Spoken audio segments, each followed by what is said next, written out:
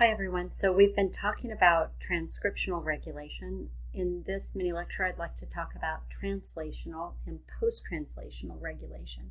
So this would mean that the mRNA has actually been formed, it has been synthesized, and is heading to the ribosome. And these are the things that can happen either prior to it being translated, or once that polypeptide has been produced or synthesized by the ribosome, how it might be regulated after that.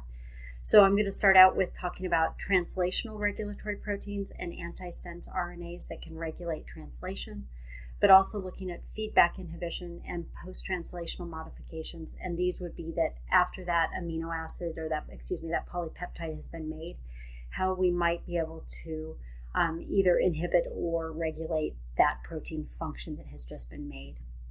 So with translational regulation, we want to think about bacterial genes that translation is regulated commonly by binding of proteins. And so these translational regulatory proteins can actually recognize parts of that mRNA. And in most cases, then they would inhibit translation. So two of the ways that they can do this, the first way is, hopefully you remember the Shine-Dalgarno sequence and or the start codon, but these are things that are recognized by the ribosome, that Shine-Dalgarno, so that it matches up to a complementary RNA within the ribosome. If that is actually bound to it, it blocks the ribosome from initiating translation because it can't have that complementary region of the mRNA that is available to bind with.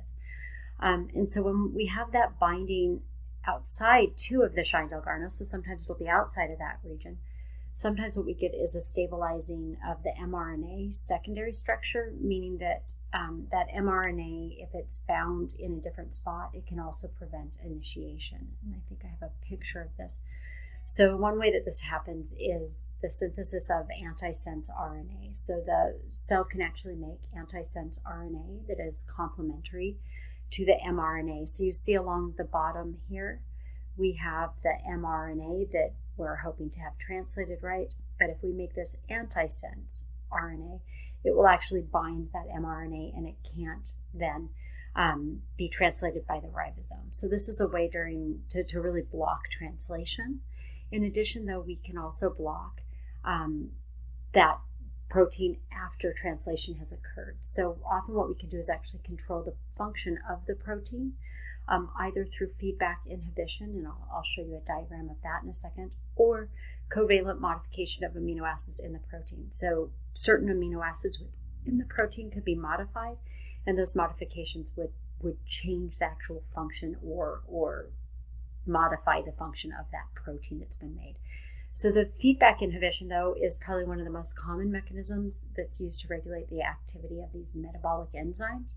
And in this, it again is that negative feedback idea of that the final product, perhaps in a pathway, can inhibit an enzyme at the very early stages of the pathway to shut that down if there's too much that has been produced.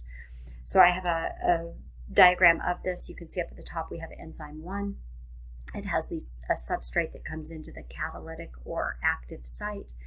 It is then that reaction is catalyzed, and we have intermediate 1, which then goes to enzyme 2. A reaction is catalyzed, we get intermediate 2 that goes to enzyme 3. This is catalyzed, and then we have this final product. And often what we see in these biosynthetic pathways where something is this final product, if we have a lot of the final product or a high concentration of it, this final product can come back and work on a regulatory site. Sometimes it's referred to as an allosteric site. When it comes back and binds here, that changes the conformation of enzyme 1, and it no longer can catalyze this reaction. And again, this is just a negative feedback. You make too much of a product, we want to stop making that product for a period of time. As the amount of this goes down in the cell, this one will degrade and will start back up again. So that would be the negative feedback in that case. The other thing that can happen is that covalent modification of amino acids, and this will actually change the protein's conformation. Hopefully you remember the 4 levels of protein structure where we have the primary, secondary, tertiary, and quaternary. Covalent modification, if we change those amino acids, it will actually change the 3-dimensional shape of the protein. And in that case, it will either impair the function or change the function. Some modifications are what we call irreversible. These would be ones that are proteolytic processing, or if there's an attachment of a prosthetic group, often sugars or lipids. In that case, the protein will not revert back to its original form. Some of these, though, are modifications that are reversible, and they're just affect the protein for a short amount of time or perhaps for a generation of the cell.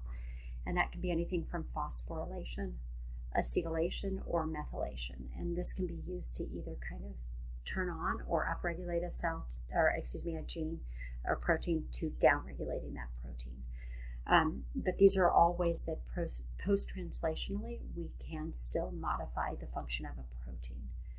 And the last bit of this is just the homework. So being able to explain what antisense RNA is and how that affects the translation of mRNA.